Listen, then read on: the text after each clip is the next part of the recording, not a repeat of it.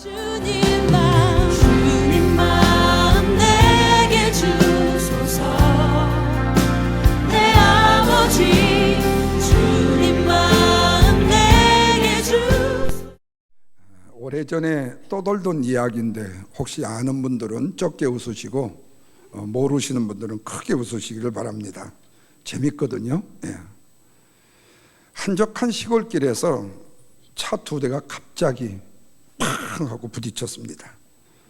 두 차가 앞과 옆이 다 망가져 버렸습니다.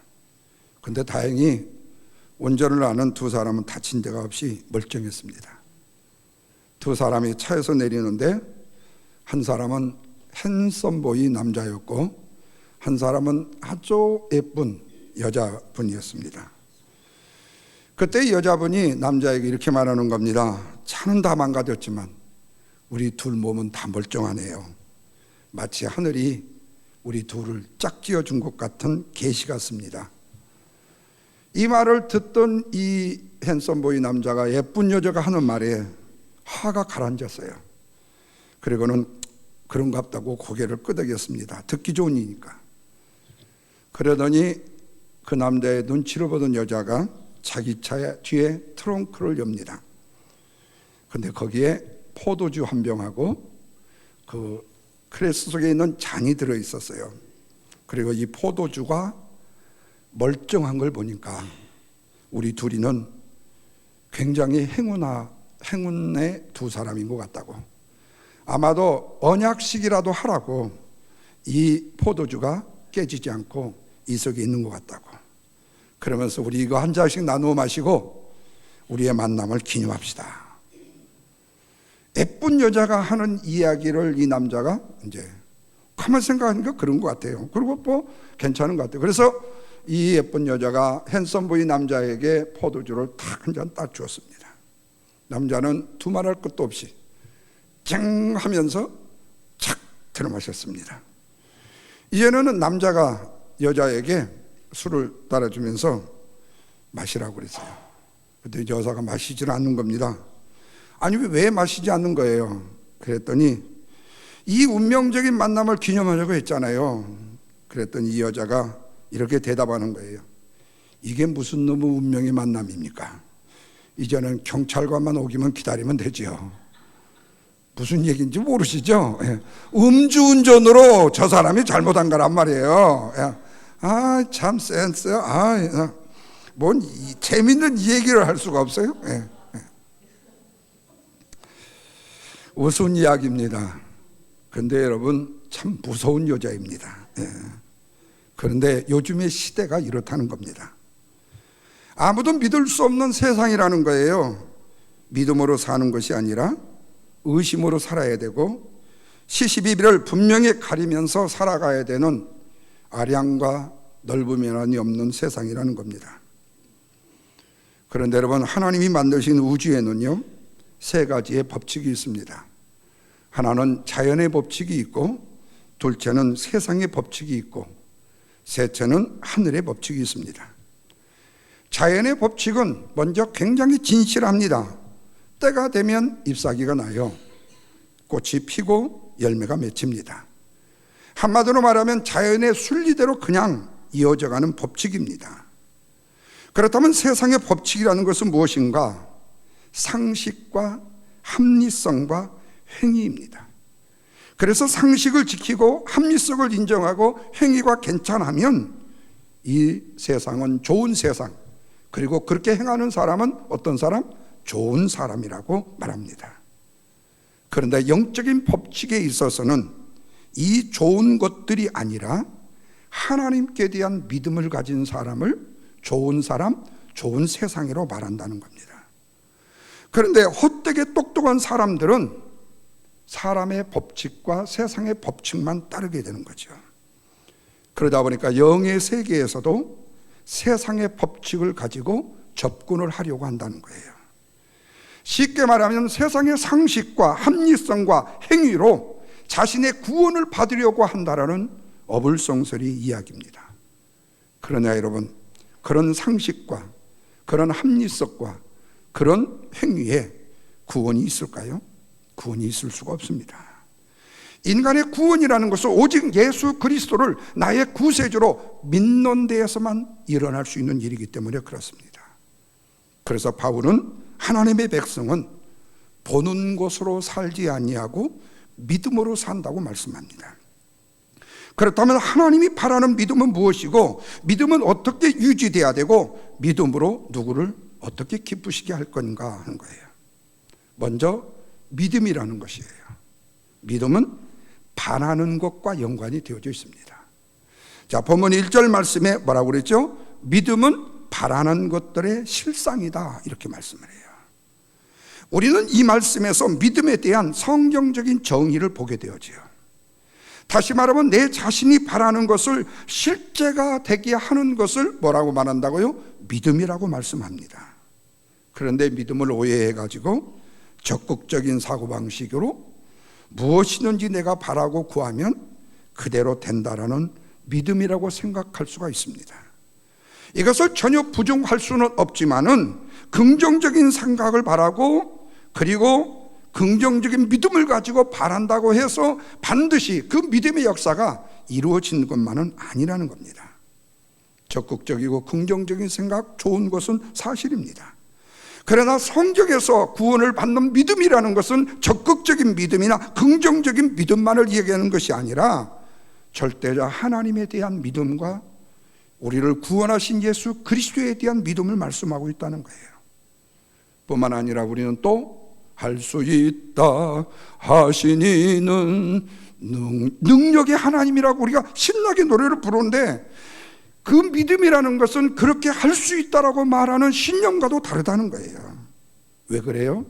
믿음은 살아계신 하나님과의 관계고 우리가 그분을 바라보는 믿음이기 때문에 그렇습니다.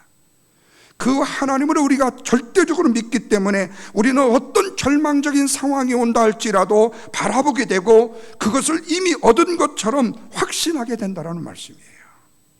그래서 여러분, 혹시 입이 약간 틀어지신 분이, 돌베개 비교자가 틀어지신 분이 안수기도를 받았어요. 안수기도 하시는 분이 나사렛 예수는 물러가라 날지어다, 그래서 자신도 믿습니다 하고 아멘 했어요. 근데 거울을 딱 보니까 아직도 비틀어져 있어요. 안 믿어지는 거예요. 안 믿어지는 거예요. 에이, 뭘 해. 그래서 둘 중에 하나예요. 다시 정상으로 돌아왔을 때, 아니 그대로 계속될 때, 그러면은 정상으로 돌아오게 되면 뭐죠? 내가 믿어서 됐다고 그러고, 내가 믿어서 됐다고 그러고, 정상으로 안 돌아오면 기도해 준 목사가 엉터리라고 얘기하고, 그것을 믿음이라고 말할 수 있느냐는 거예요. 할 수 있다 하면 된다라는 긍정적인 믿음이 아니라 절대자 하나님을 믿고 의지하는 믿음에 대한 확신이라는 거죠. 그래서 참된 믿음을 소유하게 되면 바라는 것을 이미 내 손에 넣은 것처럼 생각하고 행동하게 된다는 거예요. 그래서 성경은 믿음은 뭐라고요? 바라는 것들의 실상이라고 말씀하는 것입니다. 여기에 실상이라는 헬라의 뜻, 요즘에 제가 헬라어로 굉장히 이 얘기를 많이 하는데, 뜻은 객관적인 실체나 확증이나 보증이라고 번역을 할 수가 있습니다. 제가 믿음의 원리를 보여주는 확증, 보증의 예를 하나 들어보겠습니다. 그 관계가 뭐냐면 아버지와 아들의 관계입니다. 아버지가 내 아들을 아들로 인정하는 것을 믿거나 아들이 내 아버지인 것을 인정하고 믿으면 아버지의 아들이 뭐가 되는 거죠? 오르메고로 상속자가 되는 겁니다. 여기에 누가 상속자가 되느냐? 노력을 많이 한 사람, 똑똑한 사람이 아니라는 거예요. 아버지의 아들이면은 오르메고로 뭐가 된다고요? 상속자가 되는 겁니다. 우리는 종종 재벌들이 자녀들에게, 아들들에게 재산을 물려준다고 성질을 뻘어내면서 왜 그걸 사회에다가 환원을 안 시키냐고 하는 사람들이 종종 있습니다. 물론 그 재산을 편법으로 이용해서 아들에게 물려줄 때에는 그런 소리로 들어도 싸고 그렇게 말 들을 수도 있어요. 그러나 좋은 관계 속에서는요, 자녀에게 좋은 재산을 물려주는 것은 인지의 상정이고 그건 누구도 따질 수 없는 일입니다. 왜 주는 거예요? 내 자녀고 내 아들이니까요. 예를 들어 보십시다. 삼성의 이재용 씨가 삼성의 후계자가 되었다고 한번 생각해 보십시다.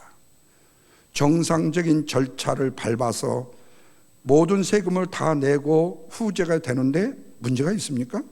누가 데모를 해야 될 이유가 있습니까? 아무런 문제가 없습니다. 그러면 그 아들이 후계자가 되는 것이 문제예요. 그것은 그가 삼성에서 머리가 제일 똑똑하기 때문에 후계자가 되는 것이 아니잖아요. 제일 유능해서 되는 것도 아니잖아요. 제일 얼굴이 잘생겼다고 되는 것도 아니잖아요. 무엇 때문에 되는 거죠? 그 회사의 회장의 아들이기 때문이에요. 아들이면 그냥 받는 겁니다. 이것을 성경은 뭐라고 말하느냐? 은혜를 받았다는 표현을 하는 말씀입니다. 아들이면 상속자가 되어지는 은혜를 힘입게 된다는 말씀입니다. 이것을 은혜로 구원을 받았다, 믿음으로 구원을 받았다, 감격하며 눈물을 짓는 거예요. 그래서 바라는 것들의 실상의 믿음이라는 것은 없는 것을 있는 것처럼 부르는 것을 바로 믿음의 실상이라고 말해요. 다시 말하면 죽은 자를 살리는 것입니다. 우리가 보통 피곤하면 뭐 하죠? 잠을 잡니다. 고난이 오면 뭐가 생겨요? 저는 아무 생각도 안 나요. 이런 사람 없어요. 두려워하고 걱정이 됩니다. 이것은 뻔하디 뻔한 인생을 사는 사람들의 뭐예요? 스토리예요. 아니, 피곤하면 잠자는 것이 뭐 이렇게 대단합니까? 그리고 뭐가 잘못됐습니까? 어렵고 힘든 일이 닥칠 때 걱정하고 두려워하는 것이 잘못됐습니까? 그럴 수 있다는 거예요. 뻔하디 뻔한 인생의 이야기예요. 그런데 바라는 것들의 실상을 믿는 인생은 다르다는 거예요. 인간적으로 예측하지 않는 인생을 살 수 있다는 겁니다. 그 대표적인 예가 아브라함입니다. 아브라함이 100세가 되어 아들을 낳을 수 있었던 것은 뭐예요? 자기의 몸이 죽은 것 같음을 알고도 믿음이 약해지지 않았듯이 하나님의 약속의 말씀을 믿고 바라는 것을 실상으로 만드는 삶을 누가요? 아브라함이 살았다는 말씀입니다. 인간적으로 불가능하다는 이야기를 몰라서가 아닙니다. 아브라함은 알고도 신뢰하는 믿음으로 살아서 결국에 안 된다고, 할 수 없다고, 안 된다고 말하는 100세에 뭐를 얻었어요? 아들을 얻게 됐다는 말씀입니다. 세상이 믿지 못할, 세상이 전혀 생각할 수 없는 일을 믿음으로 해냈다는 거예요. 바로 이것이 바라는 것들의 실상을 믿음의 기적으로 이루는 축복된 인생을 사는 삶입니다. 이 삶을 저와 여러분이 살기를 주님의 이름으로 축원합니다. 둘째로는요, 믿음은 보이지 않는 것과도 연관이 되어 있어요. 보이는 것과도 연관이 되어 있지만 보이지 않는 것과도. 자, 1절 후반절에 뭐라고 그랬죠? 보이지 않은 것들의 뭐라고요? 증거니. 이 말씀을 보면요, 믿음은 체험과 증거로 굳건하게 맺어 있어야 된다는 말씀이 돼요. 여러분, 믿음은 백과사전을 뒤져갖고 알 수 있는 것이 아닙니다. 믿음은 오직 뭐지요? 증거와 체험을 통해서야만 알 수 있는 거예요. 뿐만 아니라 믿음이라는 것은 보이지 않는 영적인 실제에 대한 반응이기 때문에 이 땅에서는 눈으로 보이는 것도 없어요. 또한 보이지 않는 것도 많지만 우리가 믿는 하나님은 눈으로 보이지가 않잖아요. 하나님의 나라가 역시 이 세상에 지도로 그릴 수도 보이지도 않는 나라이잖아요. 그 하나님의 나라를 손으로 만질 수가 있나요? 머리로 이해할 수가 있나요? 그럴 수 없는 나라가 바로 하나님의 나라입니다. 믿음으로만 가는 나라입니다. 더구나 그 나라가 존재한다는 아무런 증거도 누가 내세울 수도 없습니다. 그래서 사람들은 무슨 말을 하는 거죠? 하나님이 어디 있어? 하나님이 어디 있느냐고 말하는 겁니다. 그런데 믿음이라는 것은 보이지 않는 그 하나님과 그분의 나라에 대해서 증거를 하는 것이라는 말씀이에요. 그래서 믿음을 가지게 되어지면 그것이 실제하고 있고 눈에 보이는 것처럼 말하게 되더라는 거예요. 믿고 나면 신기하게도 보이더라는 말씀입니다.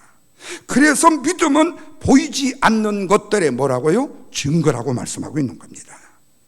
그러면 믿음을 가졌다가 왜 우리는 다시 세상의 상식과 합리 속으로 돌아가게 되느냐 하는 거예요. 이게 문제잖아요. 여러분들이 처음 예수 그리스도를 구주로 영접했을 때, 처음 신앙생활을 했을 때 벌떡벌떡 뛰었잖아요. 벌떡벌떡 기뻤잖아요. 세월이 흐르는데 어느 순간에 기도해도 냉랭하고 별로 찬송해도 별로 감동도 없고 왜 다시 세상의 상식과 합리 속으로 돌아가느냐? 그것은 날마다 시마다 믿음에 대한 경험과 체험이 적어지기 때문에 그런 거예요. 그래서 기도할 때에는 기도의 제목을 구체적으로 디테일하게 적으라는 거예요. 그리고 그 기도를 되었는가 안 됐는가를 확인해 보라는 거예요. 다시 말하면 신앙의 기적의 체험과 그 다음에 그 경험들이 믿음을 통해서 나타난 결실들을 내가 지금 눈으로 보고 있는 것을 날마다 체험하라는 거예요. 그렇지 아니하면 이전에 익숙한 율법으로 다시 돌아갈 수밖에 없게 되어지는 거예요. 아브라함처럼 믿음의 체험을 해야 되고 에녹처럼 체험을 해야만이 그 믿음이 누구 것이 되는 거예요? 내 것이 된다는 말씀입니다. 왜? 믿음은 보이지 않는 것들을 믿음으로 증거하는 것이라고 말씀하기 때문에요. 근데 여기서 말하는 보이지 않는 것들에 대한 증거라는 말에 다시 또 헬라어 뜻이요. 저만 아는 거예요. 예. 법적인 용어로 말하면요, 객관적인 증거 혹은 증명이라고 아까 번역한다고 그랬어요. 보이지 않는 것들을 마치 손에 잡은 것처럼 확실하게 증명해 보일 수 있는 것이 바로 뭐냐? 믿음이라는 거예요. 믿음이라는 거예요. 그래서 믿음이 있으면요, 눈에 보이지 않는 하나님을 보는 것 같이 말하고 행할 수 있고, 믿음으로 눈에 보이지 않는 성령의 역사를 우리가 몸으로 그리고 생각으로 피부로 느낄 수가 있게 된다는 말씀입니다. 그래서 바울은 사람들이 영적인 세계를 보지도 못하고 이해하지도 못한다라는 것은 뭐가 없기 때문이라고요? 믿음이 없기 때문이라고 말씀하는 겁니다. 그런데 아무리 좋은 믿음을 가졌다 치더라도 시간이 지나고 나면 그 믿음에 흠집이 생기기 시작하더라는 거예요. 왜? 다시 율법으로 돌아가고 싶은 생각에. 왜 그래요? 율법에 익숙해진 우리의 세상적 경험들이 많았기 때문에. 그래서 우리가 믿음의 체험이 없게 되어지면 세상으로 돌아가는 것을 이상히 여길 필요가 없어요. 그것은 지극히 당연한 거예요. 그래서 그 사실을 인지하고 깨달았을 때 다시 나는 믿음의 체험을 위해서 다시 태어나는 거예요. 그러면 우리의 믿음은 회복되는 겁니다. 그래서 이전에 기도를 쉬던 사람이 기도하게 되고, 이전에 하나님의 말씀을 연구하고 하나님의 말씀을 읽던 사람이 다시 또 읽게 되는 거예요. 잃었던 것을 다시 회복하는 거예요. 그리고 더욱더 열심으로 그 부분을 쟁취하는 거예요. 그래서 우리는 우리의 인생을 돌아보면요, 상식과 합리성으로 살아오는데 굉장히 익숙해 있었습니다. 그래서 믿음의 세계에 우리가 들어왔다 손치더라도 시간이 지나고 믿음의 체험이 없게 되다 보면 다시 상식과 합리성으로 돌아가게 된다는 거예요. 믿음의 기쁨을 잃어버리고 의무와 부담으로 경쟁과 피곤함으로 돌아간다는 겁니다. 그래서 바울은 갈라디아서 3장 3절에서 성령으로 십자가의 육체로 맞춰서는 안 된다고 간절히 소망하고 있는 것입니다. 다시 말하면 은혜를 율법으로 바꾸지 말라는 말씀이에요. 그래서 우리는 바라는 믿음의 실상을 지키기 위해서는 믿음의 세계를 보여주는 성도가 돼야 된다. 그리고 믿음을 자꾸 사용해야 된다. 그리고 믿음이 깊은 체험을 해야 된다고 말씀해요. 그리하면 세상이 놀라운 믿음의 기적을 보게 되기 때문에 그렇습니다. 그렇다면 세 번째로 이 믿음을 어떻게 합리성과 상식의 율법의 도구로 다시 돌아가지 않을 수 있고 지킬 수가 있느냐 하는 거예요. 자, 본문 3절은 이렇게 말합니다. 다 같이 한번 읽습니다. 믿음으로 모든 세계가 하나님의 말씀으로 지어진 줄을 우리가 아나니 보이는 것은 나타난 거로 말미암아 된 것이 아니니라. 이 말씀에 보면 믿음으로 뭐라고 그랬죠? 결론적으로는 아나니라고 말씀해요. 세상이 하나님에 의해 말씀에 의해 지어졌다는 사실을 논리적으로는 확인할 수 있는 문제가 돼요? 못 돼요? 못 돼요. 실험실을 통해서 결론적으로 난 결론도 아니에요. 그러면 하나님이 세상을 지으셨다는 사실은 오직 우리가 그 세상을 지었다고 말씀하는 누구를? 하나님을 알아야 뭐죠? 우리는 하나님이 지었다는 사실을 알 수 있게 된다는 거예요. 이게 진리라는 거예요. 그런데 우리는 입술로 믿습니다. 외친다고 믿음이 생기는 것이 아니라는 겁니다. 또 역설적으로 때로는요, 실수와 갈등과 역경을 통해서도 믿음의 자리를 잡을 수 있어야 된다는 거예요. 다시 말하면 내가 이것이 옳은 줄 알고 계속 나갔는데 나중에 보니까 틀렸어. 아하, 왜 틀렸지를 연구해 보니까 이래서 틀렸어. 그래서 다시 돌아오게 돼요. 그런데 미련한 사람들은요, 틀린 이유를요, 사람을 핑계하고 다른 사람을 원망하고 자꾸 자기를 비관합니다. 그리고는 그 실체를 바로 리턴시키지 못하고 그냥 거기에 주저앉게 된다는 거예요. 왜 그렇습니까? 믿음이라는 것은 우리가 우스운 말로 하듯이 즉석 인스턴트 라면이 아니기 때문에 그렇습니다. 믿음은 보이지 않는 세계요, 알므로써 믿어지는 대상이 아니기 때문에, 믿음으로써 알아가는 대상이기 때문에 우리는 믿고 알아야 된다는 거예요. 이것을 바울이 우리는 믿음으로 산다고 했다면, 히브리 기자는 우리는 믿음으로써 안다고 말하고 있는 것입니다. 영적인 세계에 관한해서는 아는 것만이 먼저가 아니라 믿는 것이 먼저라는 말씀이에요. 그런데 세상은 어떻습니까? 이성과 합리성으로 따진다는 거예요. 그래서 세상 사람들이 하는 대로 다 하면 그건 믿는다고 말할 수가 있는 게 아닙니다. 세상적인 합리성과 상식으로만 사는 게 무슨 믿음의 삶이냐 그 말이에요. 한번 조금 제가 좀 무식한 얘기로 물어보겠습니다만 생각해 보십시다. 혹시 우리가 믿음으로 하는 것이 도대체 뭐가 있는지 말입니다. 공부하시는 학생들 믿음으로 공부합니까? 사업하시는 성도님들 믿음으로 사업하시나요? 지금 결혼하고 사시는 두 분들, 아니면 결혼을 해야 될 분, 정말로 내가 저 사람에 대한 믿음으로 결혼을 했나요? 혹시 내가 회사에서 어디에서 진급한 것이 믿음으로 진급했다고 생각했나요? 어쩌면 믿음이 아닌 맨날 스펙을 쌓고 남들처럼 인사하러 다니고 남들처럼 가벼운 정보나 모으러 다니는 이런 모습으로 혹시 우리의 자리와 우리의 이치를 차지하지 않았나? 제가 이 말씀을 준비하면서는 우리 교회는 해당이 없기 때문에 이 얘기를 제가 자신 있게 하는 거예요. 한번 우리 냉철하게 생각을 해보자는 겁니다. 일주일 내내 내가 한 일이 과연 무엇이냐는 거예요. 믿음으로요 생각하고, 믿음으로 삶을 살고요, 믿음으로 이웃을 보고요, 믿음으로 내 자녀를 기르고요, 믿음으로 내 남편과 내 아내와 그리고 내 가정이 믿음으로 섰냐고 생각했느냐는 거예요. 사랑하는 여러분, 세상은 믿음을 모릅니다. 세상은 그래서 항상 아래요 하수인 것입니다. 그러나 인간적인 이성과 합리성의 세계에 갇힌 이 세상에 희망을 주는 것이 바로 어디냐?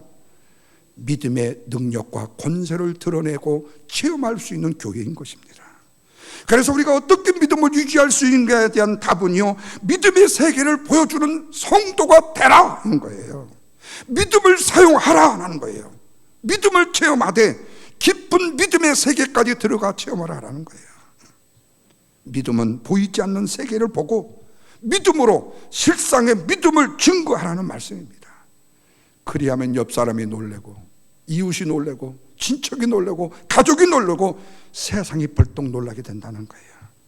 뿐만 아니라 세상은 그 믿음을 통하여 뭐죠? 속된 말로 뒤집어지는 역사가 일어난다. 이 역사를 이루기를 주님의 이름으로 축원합니다. 마지막으로요, 그러면 하나님을 기쁘시게 하는 믿음은 뭔가 하는 거예요. 6절 말씀이에요. 다 같이 한번 다시 읽습니다. 믿음이 없이는 하나님을 기쁘시게 못하나니 하나님께 나아가는 자는 반드시 그가 계신 것과 또한 그가 자기를 찾는 이들에게 상 주시는 이심을 알아야 믿어야 할지니라고 말씀해요. 여기서 히브리 기자는요, 하나님을 기쁘시게 하는 방법을 두 가지로 말씀을 해요. 하나는 하나님은 계시다라는 라는 것을 믿는 믿음이에요. 다시 말하면 하나님의 존재성을 믿는 것입니다. 하나님은 인간의 이성이나 관찰이나 연구로 그분의 존재를 입증할 수 있는 분이 아니라는 거예요. 오직 당신의 계시를 통해서 알 수 있는 절대적인 존재라는 말씀이에요. 그 하나님을 살아계신 하나님이라고 믿는 것 뿐만 아니라 그 하나님이 지금도 나와 함께 하신다는 사실을 믿는 것은 어떤 의미에서 보면요, 기적과 같은 일이 아닐 수 없다는 거예요. 보이는 것만을 믿는 세상 사람들 가운데서는 더더욱 그렇다는 거예요. 이건요, 천년기념물이에요. 그래서 우리가 하나님이 계신다는 것을 믿을 때 하나님은 정말로 우리를 뭐하여? 기뻐하신다는 거예요. 하나님을 하도 의심하는 세상의 많은 사람들 가운데 저와 하나님을 의지하더라는 거예요. 왜 에녹이 그냥 승천할 수 있었을까요? 왜 소돔과 고모라에 10사람이 필요했을까요? 하나님이 계시다, 하나님이 나와 함께 하시다는 믿음의 사람 10사람이 필요했던 거예요. 그 사람만 있었으면 하나님은 기뻐하셔서 그 암흑 같은 소돔과 고모라도 멸망을 시키지 않겠다는 거예요. 오늘날 우리 교회가 하나님 앞에 기쁨의 교회가 되기 위해서는 하나님이 나와 함께 하십니다, 하나님은 계십니다 라는 믿음을 가진 성도가 있을 때 하나님이 기뻐하시는 주님의 영광교회가 될 줄로 믿으시면 아멘 하시길 바랍니다. 그것만이 하십니다. 우리가 하나님이 계시다는 것을 믿어야 우리는 그분을 만날 수가 있게 되고 그분과 교제할 수가 있게 되어지는 거예요. 홍길동이라는 존재가 있다더라. 당신 알아? 그랬더니 알죠. 나는 봤죠. 그러면 그 사람 좀 만나게 해줘봐. 진짜 있는지 없는지. 그러면 그런 사람한테는 보여줄 필요가 없어요. 왜? 내가 있다고 하는데도 나를 의심하는데 내가 왜 그 사람한테 보여줘? 뭐가 아쉬워서? 너는 홍길동이 평생 가도 못 봐. 나는 믿어서 볼 수 있어. 믿는다고 하는 사람한테 보여주는 거예요. 좀 이상해요? 조금 썰해요? 하나님을 비유하다 보니까요. 근데 우리가 하나님이 계시다는 걸 믿을 때 기뻐하신다는 거예요. 그리고 우리가 하나님이 계시다는 것을 믿을 때 우리는 비로소 하나님을 인식할 수 있게 되어집니다. 그리고 그분께 나아가게 돼요. 그분께 기도하게 되고 그분의 말씀을 듣게 되고 그분의 임재를 느끼게 되고 그분의 영광을 즐거워할 수 있게 된다는 말씀입니다.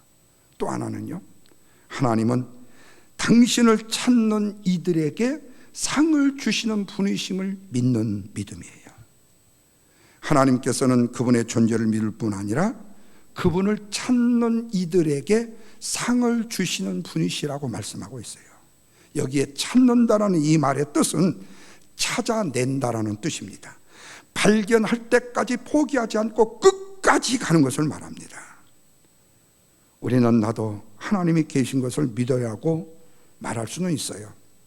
그러나 하나님이 살아계시니 나는 반드시 그 하나님을 만나야 되겠습니다라고 말하는 사람은 그렇게 많지가 않아요. 그런데 하나님은 전자의 사람보다도 후자의 사람을 더 기뻐하신다는 거예요. 그리고 하나님은 이렇게 우리가 하나님을 찾으면 상을 주신다는 겁니다. 하나님이 주시는 상의 보상이 무엇입니까? 물질적인 것일까요? 그럴 수도 있겠죠. 그러나 하나님이 계신다는 것을 믿는다면 하나님이 그를 만나 주신다는 거예요. 오늘 우리 그리스도인에게 있어서의 최고의 상은 하나님이 우리를 만나 주시는 거예요. 요한복음 20장 27절에 부활을 의심하는 도마에게 부활하신 예수님이 손에 목자국과 옆구리에 창자국을 보여주시면서 하시는 말씀이 뭐였죠? 내 손가락을 이리 내밀어 내 손을 보고 내 손을 내밀어 내 옆구리에 넣어보아라. 그러함으로 믿음 없는 자가 되지 말고 믿는 자가 되라고 말씀합니다. 여러분, 세상의 법칙은 상식적인 말만 해도요, 그 사람 괜찮은 사람이라는 말을 듣고요, 조금 더 고상한 표현만 쓰다 보면요, 그 사람은 인격적인 사람이라고 말을 들을 수가 있어요. 거기다가 좀 더 지성적인 표현을 해서 잘 존중만 해줄 줄 알면은 존경하는 사람이라는 말을 들을 수가 있어요. 그러나 주님은요, 상식적인 사람, 합리적인 사람, 이성적인 사람이 아니라 믿음의 사람을 하나님은 가장 기뻐하시는 사람이라고 말씀한다는 겁니다. 믿음 없는 자가 되어서 염려하고 두려운 사람이 아니라 믿음의 말을 하고 믿음으로 행동을 하고 무엇이든지 믿음으로 선택하여 결정하는 사람이 되기를 원하신다는 거예요. 바라기는 우리 주님의 영광께 속한 살아는 저와 여러분 모두가 믿음으로 사시기를 주님의 이름으로 축원합니다. 그리하면 누구도 예측할 수 없는 인생의 능력을 만드는 인생의 삶을 사는 저와 여러분이 될 것입니다. 이 축복을 누리시기를 주님의 이름으로 축원합니다.